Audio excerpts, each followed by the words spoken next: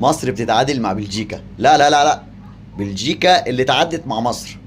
بلجيكا النهارده بتهرب من خساره قدام منتخب مصر. يعني منتخب مصنف ان هو ياخد البطوله بيتعادل مع منتخب مصر. والمدرب بتاعهم بعد الماتش بيقول لك ان المنتخب المصري قوي وكان ممكن يقدر يحط فينا جون والتاني. منتخب مصر النهارده بيقدم شكل هجومي وكره هجوميه. امام عاشور مقطع كورتوا، مقطعه. كورتوا نايم بالعرض في الجون ومش عارف يجيب الكوره.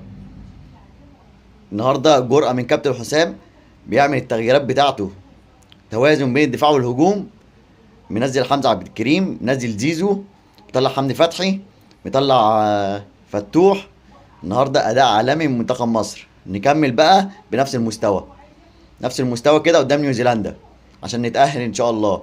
اقول لك هات لنا نيوزيلندا دلوقتي، هات لنا دلوقتي نيوزيلندا ناو.